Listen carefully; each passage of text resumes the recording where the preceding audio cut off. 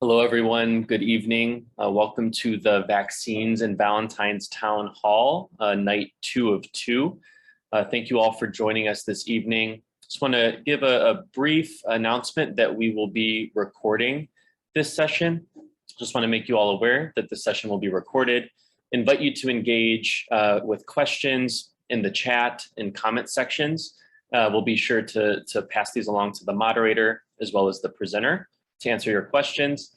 I want to also say a word of thanks to the organizations that helped put this together. I am with Latinos Progresando. We are also joined by Chicago Public Schools Network 7. Last night we were with Esperanza Health Centers, and tonight we are with Sinai Chicago. And so thank you all again for joining us. It is my pleasure now to introduce the Chief of Network 7 with CPS, Dr. Acevedo, to give a word of welcome. Over to you, Dr. Acevedo. Okay, well, thank you. Yes, so my name is Dr. Antonio Acevedo. I'm Chief of Schools for Network 7, which includes the elementary schools in Pilsen, Little Village, Marshall Square, and North Lawndale. And I would love to welcome you to this town hall event to learn about the importance of pediatric vaccines. Together, as Andrew said, with Esperanza, Latinos Progresando, CPS Network 7, and Sinai Chicago, we have built these 2 informational sessions to share information about the vaccines available to protect you and your children, and to celebrate Valentine's Week, spreading love and info about how to keep you and your loved ones safe.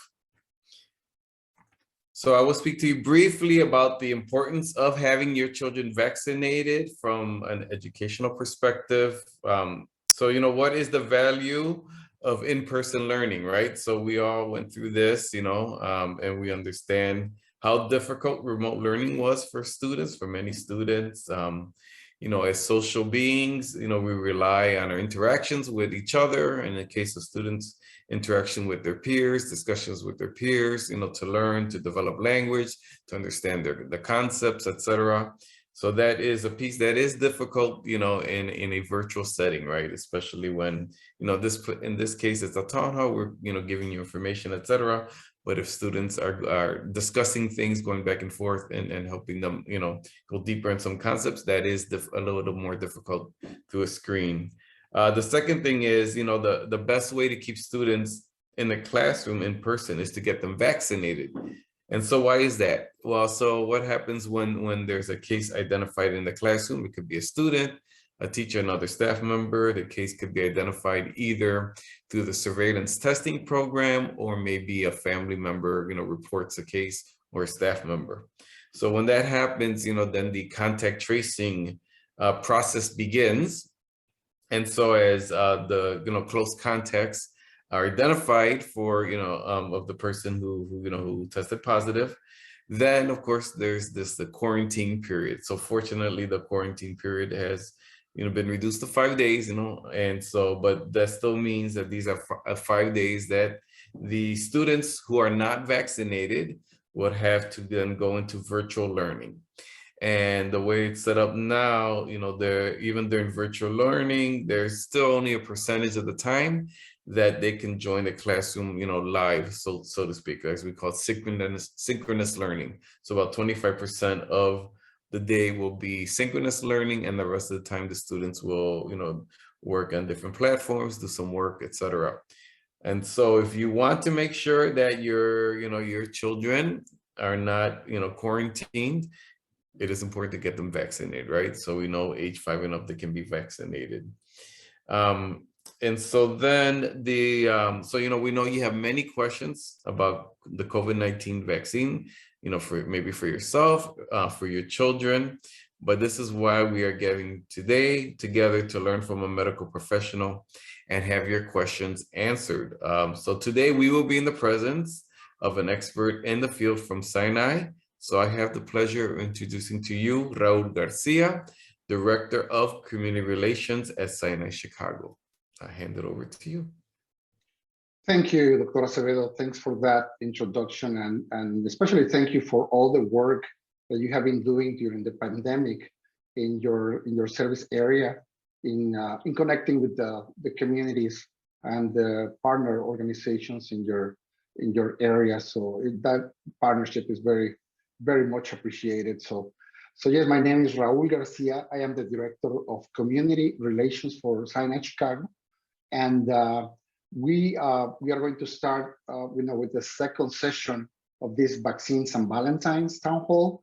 The first one just was yesterday. It was a very successful meeting in Spanish, and today is in English. So before we start, we would like you to invite you that after the presentation, that or during the presentation, if you can drop off your questions in the chat box, as we go along, and then we'll have the opportunity to read those questions at the end of the presentation of Dr. Ishmael. But hopefully you are very, very participative. I'm sure that many of you have a lot of questions. So please don't be shy. Please don't be shy, and take advantage of this opportunity of asking your doctor, right? Because this is like an ask your doctor session. So for that, I have the pleasure to introduce to you Dr. Ishmael. His first name is Olesegun. Ishmael, I hope I pronounced it right.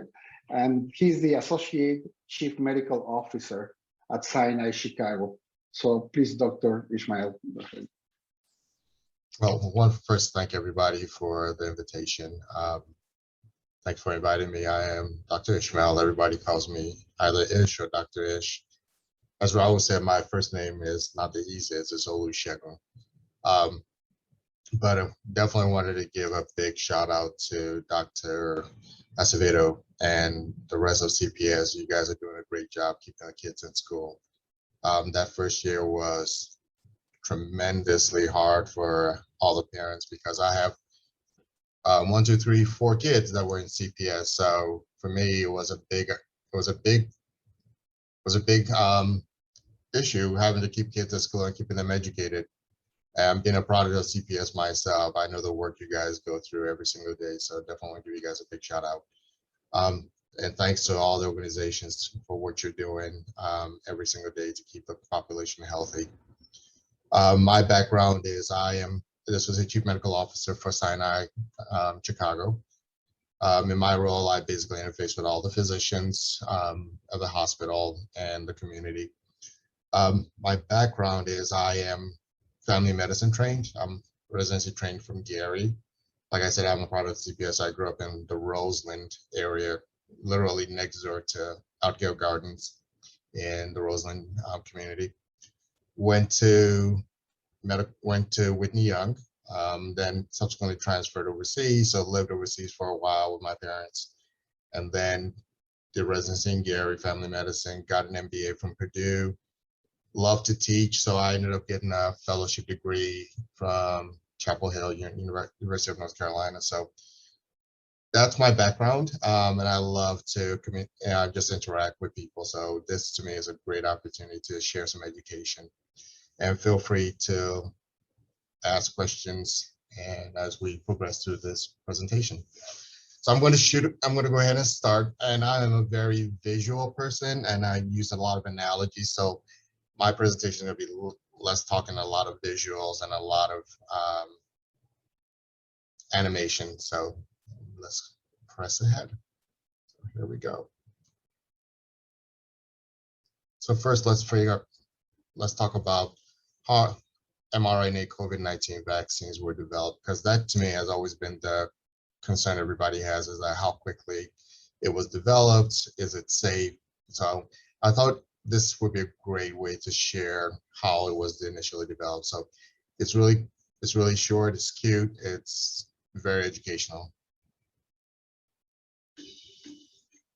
How do we know COVID-19 vaccines work the way they're supposed to? Scientists have been developing the technology for messenger RNA, mRNA vaccines for over 30 years, and all COVID-19 vaccines authorized for use in the United States were first extensively tested in some of the largest vaccine clinical trials ever done. COVID-19 vaccines have saved thousands of lives in the US alone. The process to ensure that a vaccine is safe and effective involves a series of steps. First, scientists and doctors test the vaccine itself. to determine early on whether it will be safe to test in people. They're then required to share their research with the U.S. Food and Drug Administration. If the FDA approves, researchers can start clinical trials, which involve testing in people. In the first phase of clinical trials, the vaccine is tested in a small group of healthy volunteers, fewer than 100 people. The next phase tests the vaccine in hundreds of people. In the third phase, the vaccine is tested in thousands of people. The highest priority in these steps is making sure that a vaccine is safe. If at any point a vaccine looks like it may not be safe, it does not move forward. Because vaccines are given to people to prevent disease, as opposed to most medicines that treat a specific problem, they're held to a higher safety standard. Testing doesn't advance to the next phase unless data from the earlier phases show that it is safe to do so. The staff in charge of the clinical trials track how participants are doing. They look for medical problems and evaluate how well the vaccine worked, including counting the number of people who got COVID-19 and evaluating how sick they got.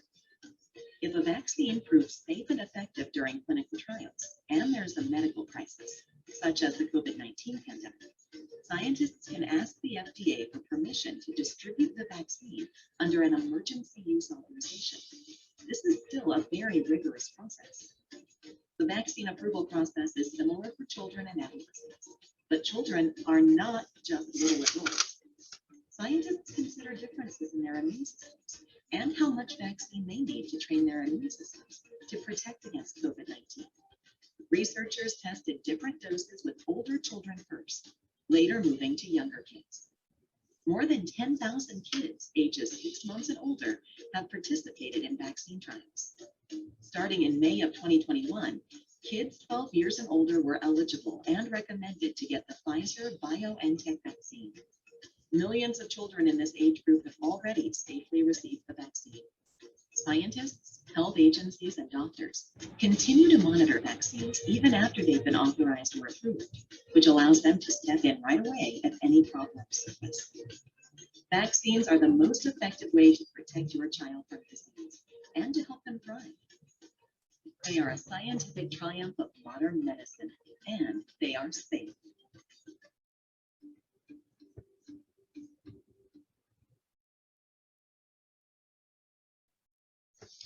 So as we all have just seen, 10,000 kids have already been in the study for the COVID vaccine.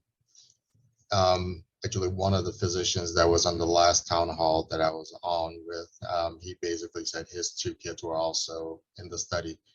And even after the studies are done, we still continuously monitor their interaction with the vaccine. So it doesn't stop once it's been released to the public. It's the ongoing monitoring still continues going on. And having been trained overseas and working in the United States FDA is probably one of the strictest governmental organizations in the world around medications. So the next phase is really for me to see how I can show how the vaccine truly works. So here we go.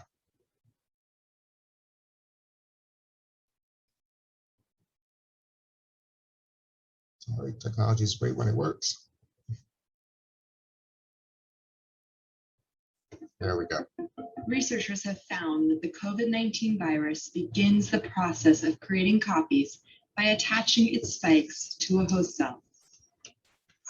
Those spikes offer a target for vaccines. With the right preparations, our immune system can utilize this vulnerability. A vaccine is used to arm our immune system. It contains messenger RNA, which can direct cells to make specific proteins. The messenger RNA tells our cells to produce COVID spikes. These harmless spikes give our immune system the information needed to quickly detect a coronavirus infection and produce the appropriate antibodies. The new antibodies respond once COVID has entered the body. They attach themselves to the spikes on the COVID virus, rendering the spikes useless, protecting our cells and keeping the virus from reproducing. mRNA vaccines have been studied rigorously and are a safe and effective way to defend ourselves against COVID-19 infections.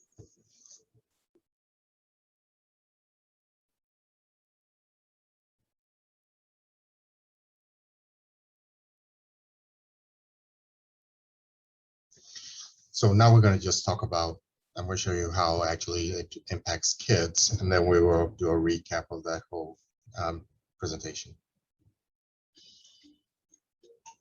Vaccines work like invisible coaches. They partner with your child's immune system, teaching it how to stay strong and healthy when exposed to viruses and other threats. Vaccination is one of the most effective ways to protect your child from preventable diseases and to help them thrive. While some people are just hearing about them now, vaccines made with messenger ribonucleic acid, or mRNA, have been studied for decades. Unlike many childhood vaccines that contain tiny parts of a virus or bacteria to train the immune system, mRNA COVID-19 vaccines don't contain any parts of the coronavirus. Instead, they teach the body to recognize the virus in the future. The mRNA in the vaccine teaches your child's immune system to do what it would normally do, but faster and better. As soon as the vaccine is injected into your child's upper arm, it goes to work. You've probably seen pictures of the coronavirus, a ball covered in spikes. Vaccines using mRNA teach your child's body to make spikes out of proteins. These proteins look like spikes on the virus that causes COVID-19, but aren't actually the virus. Your child's immune system recognizes that the spikes shouldn't be there, so it produces antibodies that eliminate those spike proteins. The antibodies then remember what to do if your child is exposed to the virus in the future. This all happens very quickly. After the mRNA in the vaccine instructs your child's body how to make the spike protein, it's broken down in a matter of hours. A second vaccine dose about 3 to 4 weeks later reinforces the earlier instructions so that the immune system prepares itself even better. 2 weeks after your child gets the second dose, they are considered fully vaccinated. Most vaccinations, including a COVID-19 vaccination, can sting. Some people have a sore arm afterward. Just like adults, some children may experience fever, chills, headache, or nausea. Those side effects go away quickly and are a sign that the immune system is learning how to protect the body against the virus, similar to how your muscles feel sore after a workout. Serious side effects from vaccination are very rare. Of children who do experience side effects, most feel back to normal in a few days. If your child is fully vaccinated, they are far less likely to get infected. Or on the rare chance that they get COVID-19, they're far less likely to become seriously ill or die. COVID-19 vaccination gives peace of mind because it greatly decreases the risk of COVID-19 infection. Like a good coach, the vaccine does its job, and your child will be in good shape, ready to thrive.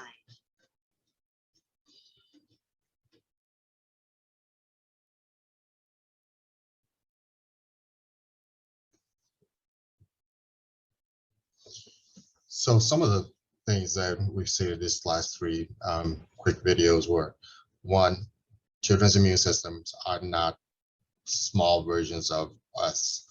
Their immune systems are totally different. So when parents are concerned, you rightfully should be concerned, because giving your child something that is different from what they normally would get, it should be of concern. But one of the things that we should have seen now is that a number of studies have been done.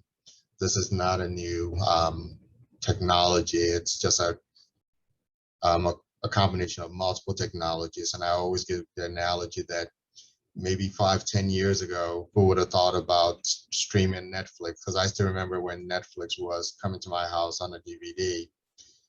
My cell phone is my calendar, my GPS.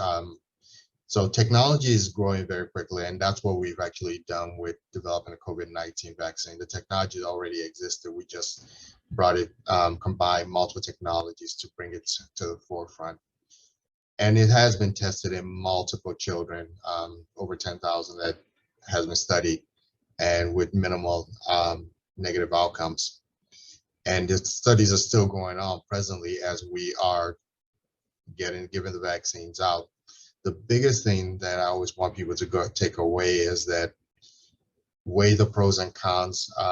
As an ER physician and as a hospital, I've seen multiple cases of people come into the hospital, and the outcomes of getting COVID, the risk is, compared to what the outcomes are, it's terrible. So it's better to get the vaccine and spare yourself the impact of COVID. The biggest piece about what I always say is not just consider yourself that you may have even a mild case, but the possibility of spreading it to family members. So in my household, we have about six individuals. So one of us getting ill is potential to spread it to the remaining five, which then spreads it to grandparents, and family members, etc. So you not only protect yourself, but you're also protecting others.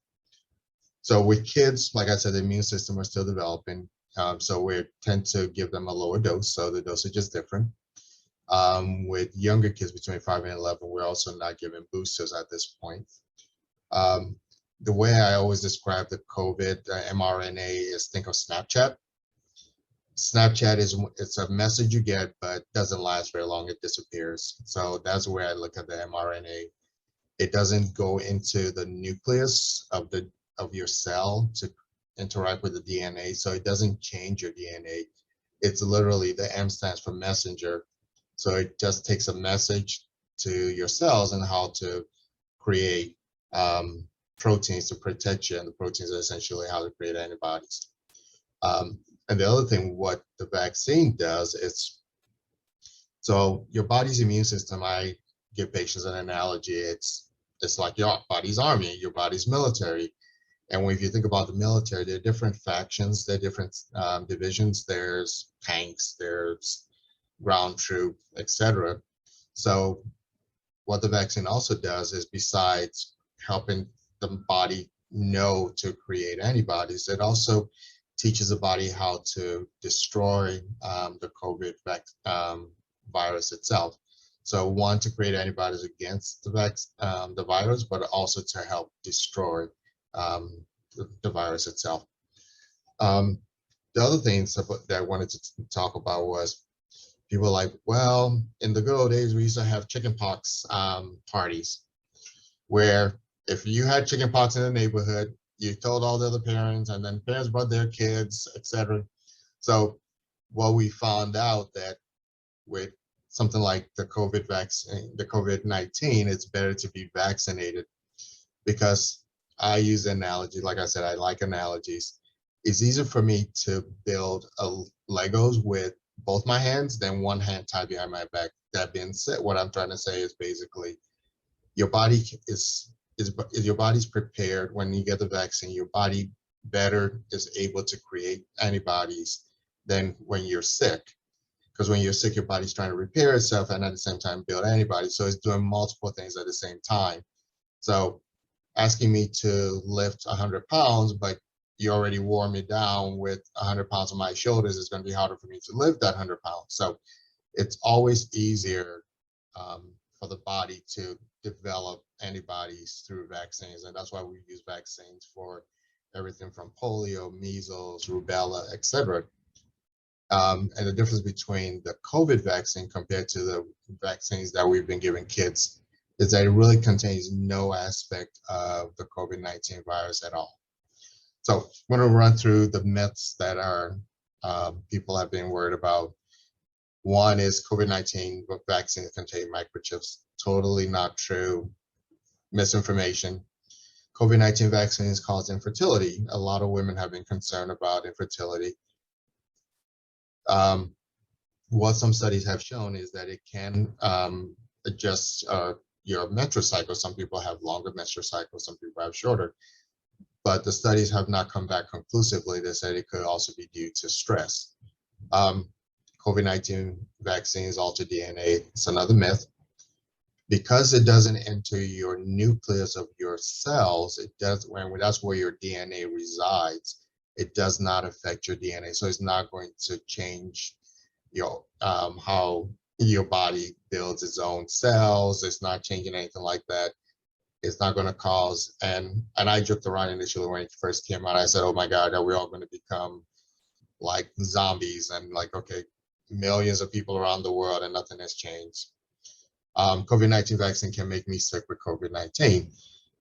Kind of an analogy when people say when they get the flu vaccine, they get sick. So similar, it's not that you're getting sick from the COVID-19 virus, it's actually your body's natural response. When I was doing residency, we would not necessarily treat children with fevers. One of my professors said, why are we treating fevers? Unless the child is extremely febrile or getting seizures, it's like, that's just the body's natural response to telling us that it's doing what it's doing. It's fighting whatever is going on. So when you get the vaccine, it's actually your body's showing you that, okay, this is what I'm doing, this is what's happening, this is how, and it's working. So it doesn't make you sick with the COVID-19. However, if you do test for antibodies after you get the vaccine, a lot of people will show that they have antibodies, which once again, it just goes to prove that the vaccine is working because you produce antibodies. But if you test whether you had COVID-19, it would not show positive COVID-19 that is present in your body. COVID-19 vaccines lead to variants. Actually, the fact of variants being created is not due to the fact of the vaccines, it's actually due to the fact that not enough people are getting the vaccine. Viruses are probably one of the smartest living things on the face of the earth. They are able to change and do whatever it needs to do to survive. So the more people that are not vaccinated and where the body is able to kill it in a timely manner, what happens is a COVID-19 that has time to say, oh, okay, human beings are changing their body structure. So guess what we'll do? We'll just change it again to a different variant. So like the Omicron variant, it didn't make you as sick, but it became highly contagious. So the virus figured out that, okay, maybe if I can spread quicker amongst the population, we can live longer. So it didn't necessarily, and then viruses eventually come to a point where they're like, we could become endemic. So our body learns how to fight it, and the virus also lives in a balance. So by not getting the vaccine, that's what leads to the variants being created. And I talked briefly about natural immunity from getting COVID-19 is better than vaccine. So people are like, well, I'll just go catch COVID-19. The problem with that are twofold. If you catch COVID-19 and you get sick, you may end up being one of the few whose immune systems are not prepared to fight it off, and you get extremely ill, or in worst case, we have a lot of patients who die. And then the other thing is the residual down the line, because we hear people having long-term COVID. Those are the residuals because there's multiple inflammation going on in your liver, your kidneys, and other organs in your body. And some people, it even affects their brain in terms of memory issues. So that's the one factor why it's not recommended to deliberately go in and get infected with COVID-19. But once again, like I said earlier, is your body, a healthier body is more likely to be able to create antibodies than a body who is sick and is trying to fight the virus at the same time. And then finally, the COVID-19 vaccine is not safe. 10,000 children were in the studies, and so far nothing has occurred. We are watching every day as more people are getting the vaccine, and so far, knock on wood, keeping our fingers crossed, everything is looking good. So, recommendations. Right now, CDC recommends everybody above the age of 5 get the COVID-19 vaccine. Kids from the age of 12 and above receive the same dose as adults. Kids from 5 to 11 receive a different dose than adults receive. And they also are not recommended at this time to get a booster. It's still the same vaccine, it's just a different dose, and we don't recommend they get a booster. But children above the age of 12 are recommended to get a booster. And that's all I have for tonight for the group. If anybody has any questions. Thank you, Dr. Ishmael, for this great information. So, we have, you want to talk about this? Oh, yeah. Slide? Let me quickly tell you about, because I know everybody's always concerned about what happens when you get the vaccine. Mild vaccines usually occur almost immediately. You get pain around the area, redness, swelling, and then generalized body aches, malaise, some headaches, some muscle pains. But Majority of most people basically would just get some pain and redness and swelling around the area, and we just recommend either ice the area or just take some Tylenol, and that should help.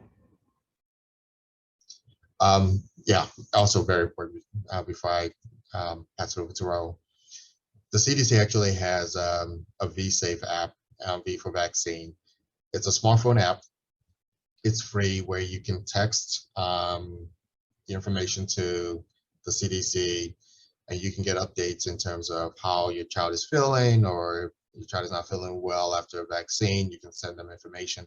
And that also helps them compile data, but it also helps send you information around the vaccines and what to do if your child is not feeling well after getting a vaccine. And it sends reminders for if your child needs a booster or not. So it's a really cool app. So once you get the vaccine, it's an opportunity to just download it from the CDC's website. So, and that will lead to Raul for Q&A. Yes, thank you, Dr. Ishmael. So, we hear the community, and we have several questions that they have asked ourselves or themselves, and one of the most common questions is, what if my kids have multiple allergies? What is your recommendation as a physician, to give them peace of mind regarding this? Good question. And I can speak personally about that because my kids have numerous allergies also. And my youngest is 12, so he just recently got he's getting his booster on Friday. So this is what the CDC recommendations are around allergies. Unless you're allergic to a specific component of the vaccine, there is, cashew allergies and the peanut allergies, seasonal allergies, hay fever, whatever it is, there is no contraindication for not getting the vaccine. But if you get the first dose and you do have an allergic reaction, they definitely recommend not getting subsequent doses. So that is the biggest reason for not getting it, is that if you have an allergy to the first dose, definitely don't get the subsequent doses. But routine allergies that most people have, there's no contraindication. Patients have called me and I said, go ahead and get it.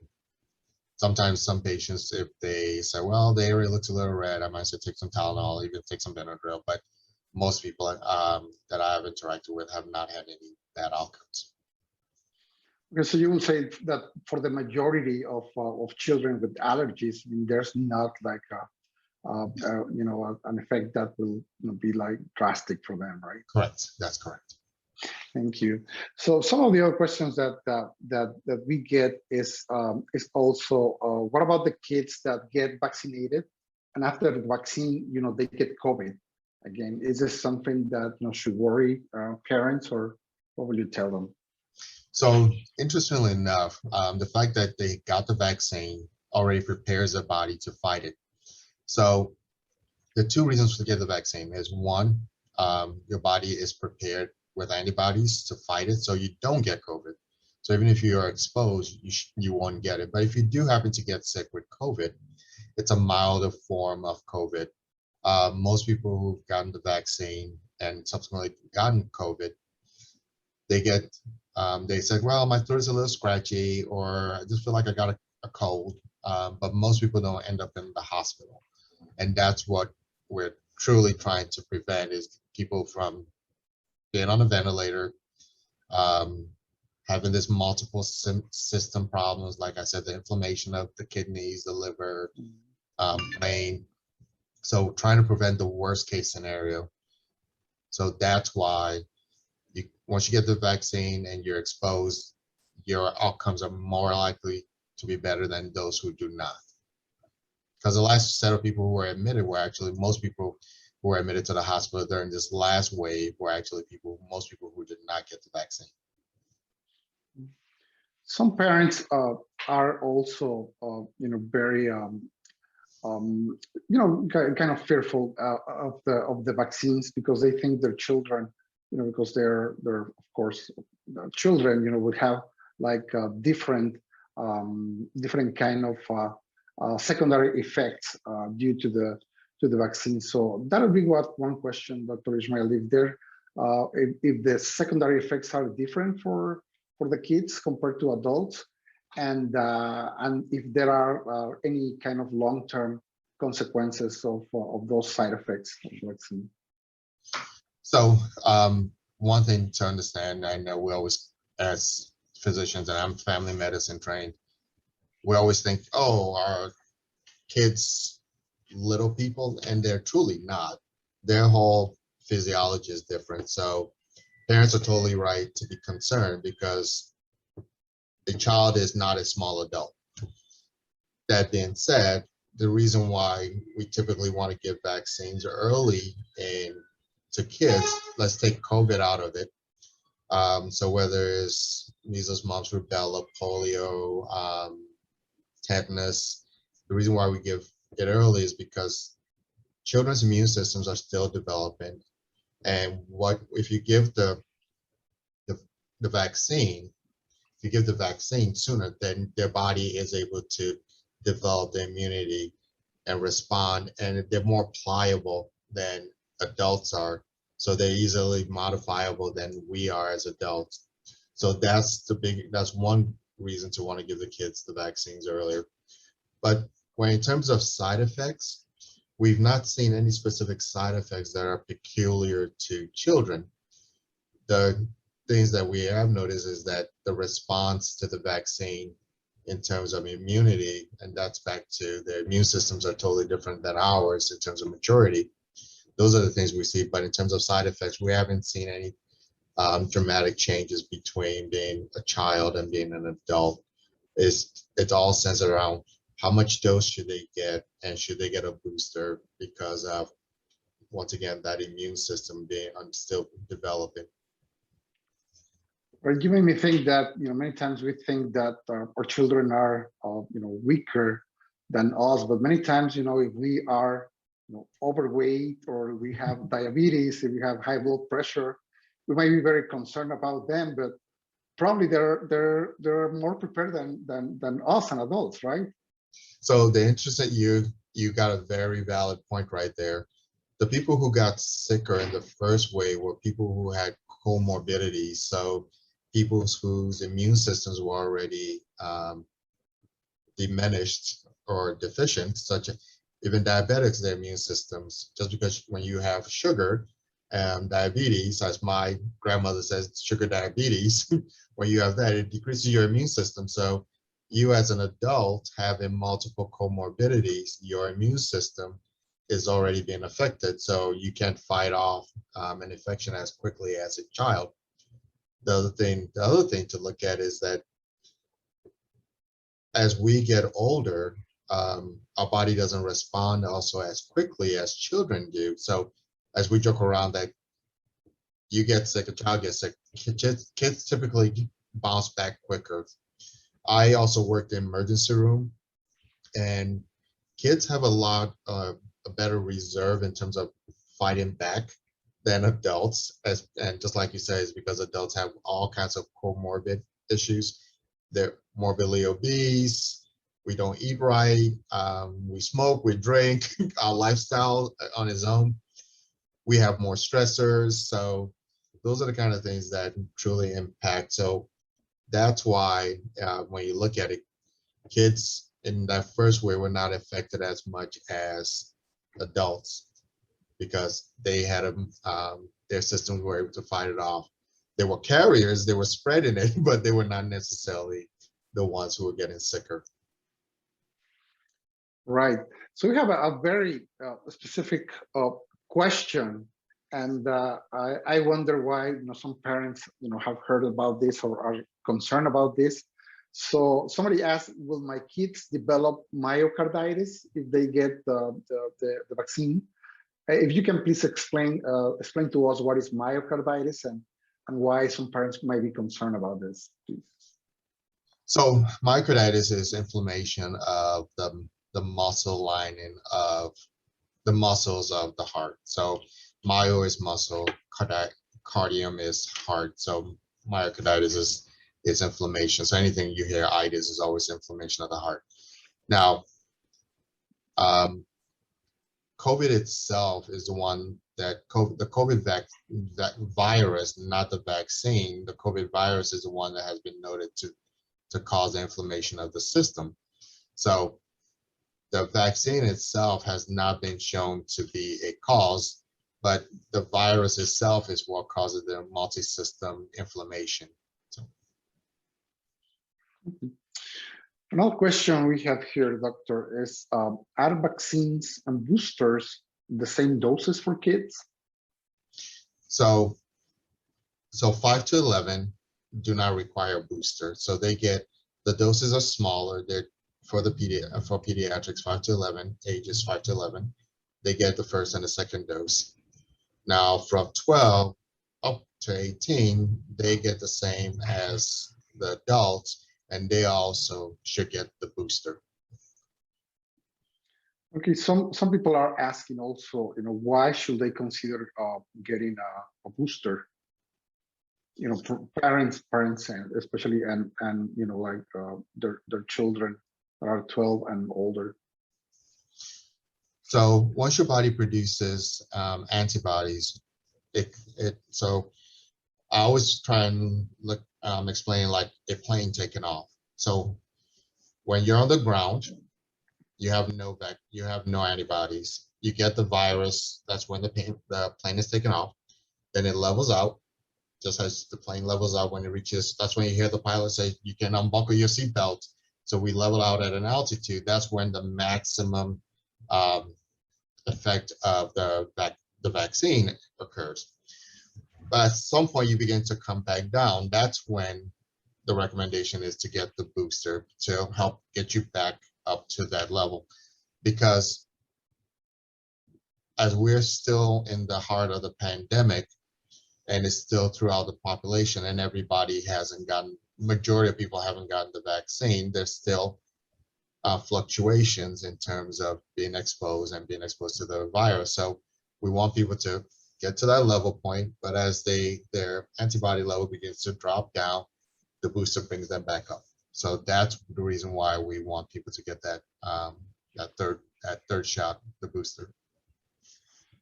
Recent information in the news, I think coming from the CDC or the FDA, mentioned something about the effectivity of the boosters being like close to four months, according to recent studies. So, one question here is, are we going to need a second booster? Those of us who got the first doses, the second dose, the second dose, and then the booster, are we going to need another booster after 4 months? That's a very good question. And to a certain extent, we're learning as we go, and that's why I said initially that as we're given the vaccine, we're still studying the impact of the vaccine. And part of what we're studying is the effective levels of the vaccine over time, because we're just going through this right now. This is the first time this is occurring. So I know that certain populations, especially very ill people, have already been told that they will need a second booster. So I wouldn't be surprised if we're told we're going to need another set of boosters.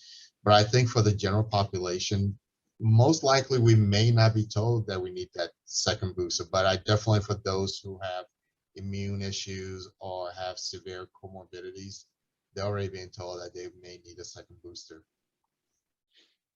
Right. One of the questions yesterday in the town hall in Spanish to Dr. Ana Cortez from Esperanza was, what is going to happen in the future?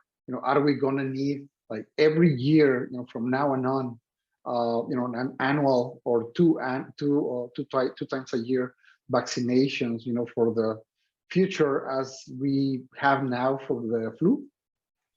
So that's an excellent question, and I don't think any of us have a crystal ball. Otherwise, I'm going to play the lottery today.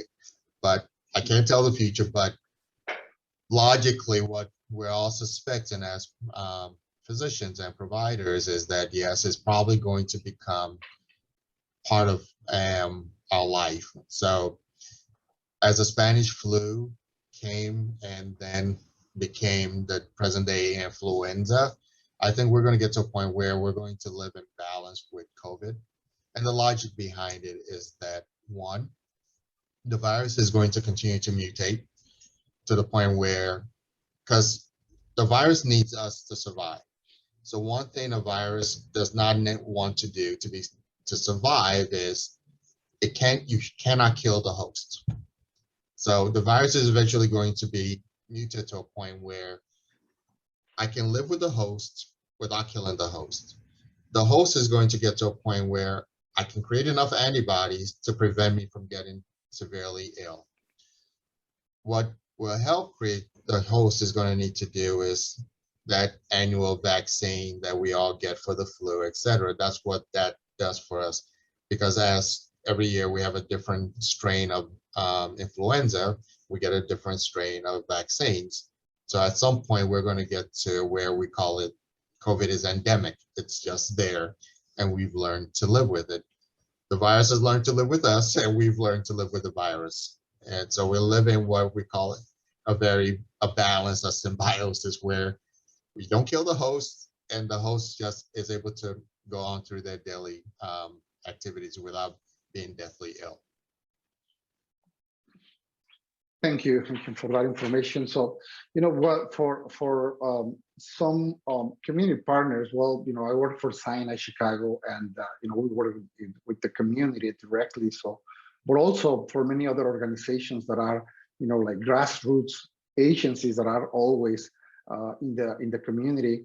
So we need this kind of information, you know, to respond to community members, you know, that have some very general questions that maybe, you know, we can, you know, give them a response even without being physicians. But one of those questions is that when parents say, well, I will consider getting the vaccine for myself, or I already vaccinated, you know, even with my booster, but I don't want to vaccinate my children.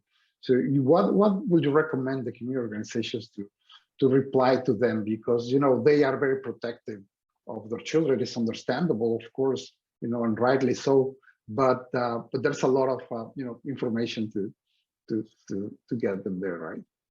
Once again, parents, that's what we do. We protect our kids just like our parents protected us. It's the role of parents. But once again, you gotta weigh the benefit versus the risk. There's a lot more benefit to getting your child vaccinated than to run the risk of saying, well, we'll take the chance.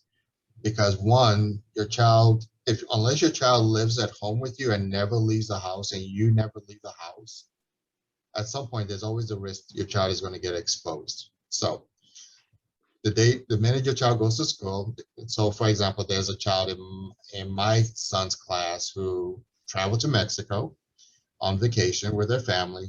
He's not vaccinated. So he literally has gone outside the United States to another country, comes back. So imagine the millions of people that he's interacted with, and then he comes back and he's in the classroom with other kids. So unless you plan to keep your child at home, and you also plan never to leave the house, because every time you walk out the door, you're also exposed. Right. So the other way to look at it is, and this is a cultural thing, and say, well, we never wish this to ever happen to any of us, but let's say you're in a plane and it's about to crash. What do the flight attendants always say?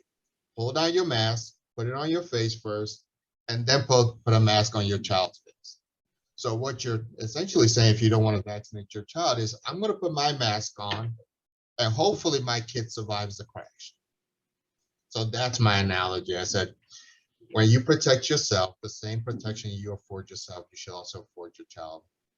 You would never let your child go into a situation where they don't have the necessary tools of protection to survive. So, right. There's another question that it's a very special, you know, point of view of some people that will say, so if everybody will get COVID, you know, what is the point of getting the vaccine? So that's a good question. The problem is, if everybody got COVID, the question is, who is the one that wants to take the risk of dying of COVID?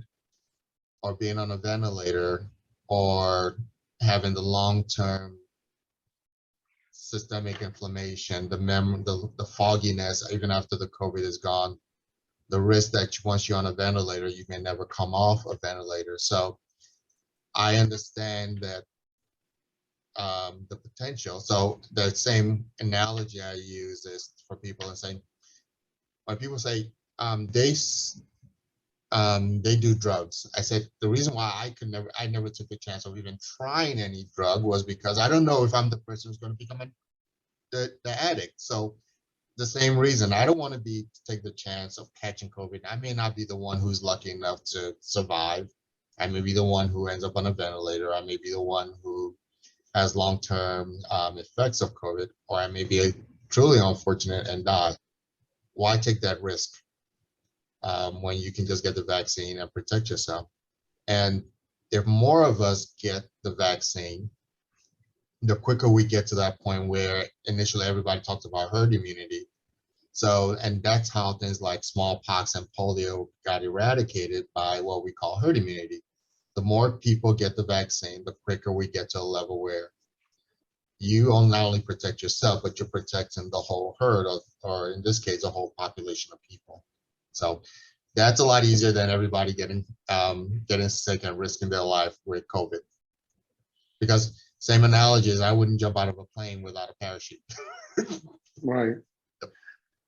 Right. So another question, because many people, they didn't get the vaccine when it was available at the very beginning, and they didn't have time to get it before getting COVID, right? So they got COVID before being vaccinated, and as you have been, made very clear, that's the most dangerous situation, right?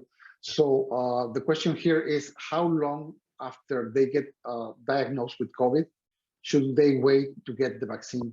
And also, in the same question, for those who already had, the first 2 doses of the vaccine, and then still they got COVID, how long should they wait to get the booster in this case for them? So initially the conversation was around, well, you should wait 2-3 months before getting getting your vaccine or booster after getting the COVID vaccine, getting infected with COVID. Now they say basically follow the same schedule as if you were not infected. So if you got your vaccine and then you got 1, you got 2, and then your booster, whatever the schedule is, we still follow it now. We don't change it anymore because of whether you got COVID or not. So it's still the same schedule for everybody. Good. So I like to finish this part of questions and answers with a very general one. So we are seeing in the news that the governor announced that by the end of the month, all most of the mandates for masks in closed places will be dropped, right? We won't be required by mandate anymore to wear masks in restaurants and other situations like that. So the city is also confirming that they will follow with the state on that policy. So I was wondering, because that is kind of confusing for me, because just in January, when the Omicron spiked, we were told by the federal government and by our local authorities that we shouldn't wear the cloth masks or the surgical mask, that we had to upgrade to N95 and KN94. So we were, kind of worried and concerned that, our masks were not protecting us. But now, almost all of a sudden, we have this messaging from our leaders. So I guess not only for me, but for many people, this is kind of confusing, because, it could be a relaxation for many people, and some of us we keep on taking care and using the mask. But what is your medical opinion about this? So my medical opinion, and I'm in the same my personal opinion I'll give you first. My personal opinion is I'm in the same boat with everybody else. Is like, you're confusing everybody. What are you saying? In January, just a few weeks ago, like you said, we have to wear KN95s. Now, okay, well, in a few weeks we can all stop. So you're totally correct. It's very confusing. But from a medical perspective, I can understand where they're coming from in terms of more people are getting vaccinated. So we're getting closer and closer to that herd immunity that we talked about. Omicron is kind of the numbers are coming down, so there's less hospitalization. Even at Sinai, we're seeing less cases coming through the door, so definitely it's coming down. And at the same time, we understand as medical professionals that there's a psychological impact about wearing masks 24/7 everywhere you go, and that's also a stressor to people. So we understand that. So that's where all of that mandate is coming from. But the key to the mandate is, or to the recommendation, is that we're no longer mandated. In other words, we're not forcing people anymore to wear the mask, but they're really basically saying they're still leaving it up to the individual. You can still wear your mask depending on what your comfort level is. So personally, from my perspective, if I'm in a crowded room of people that I may not know, I'm going to wear the mask. If I'm in the hospital where I know there's a lot of sick individuals, I'm going to wear a mask because, one, if somebody's sick and has COVID, I want to protect myself, but also there are lots of people in the hospital who have immune problems. And if I happen to be a carrier of COVID, I don't want to give it to them. So that's where in certain situations I would wear a mask. Now, if I go to the grocery store in a public place where I don't know people, I'll probably wear a mask. So once again, it's going to be, I think everybody's leaving it up to the individual to make their own personal choices. If you have the sniffles, if you have a fever, if you're coughing, definitely you may want to test yourself and make sure that, one, you don't have COVID, so you're not spreading it. And then two, just the reason why we haven't had a big flu outbreak this year is also because people have been masking up. So long-winded answer to basically say, we really don't know, just based upon what we're seeing in terms of the numbers are coming down. Two, more people are getting vaccinated, but at the end of the day, it's also a psychological stress on people. And I know people are just getting tired of the mask. So those are major reasons, but it doesn't mean 2 months from now, we may not be told again to put the mask back on as we learn more and more or a new variant comes out. Thank you, Dr. Olusegun. Ishmael, Associate Chief Medical Officer at Sinai Chicago, and we would like to show you, very briefly the options or some of the options that you would have for vaccinating.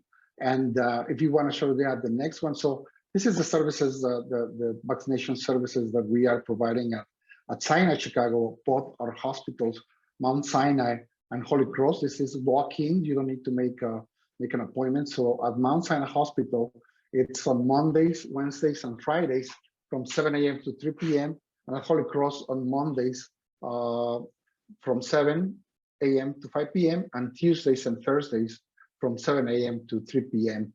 And we also have a common event on Saucedo. If we can show the next slide, please. Yes, so this is a farmer's market that is going to take place this February 26th at Saucedo. It's going to be a farmer's market. They are going to provide vaccinations over there for adults and for children, and of course boosters. And this is also a walk-in event, so please take advantage. Come and buy your produce, your groceries, and also get the vaccine. And this is in coordination with the Blue Door neighborhood by Blue Cross and Blue Shield, Esperanza, Latinos Progresando, and Sinai. And finally, I would like to ask Dr. Antonio Acevedo if you have any final comments before we end, please.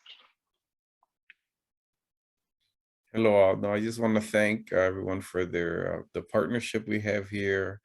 Great questions. I think it's very clear, the importance of having your children vaccinated and Dr. Ishmael. I think maybe he could have been a wonderful elementary or high school teacher.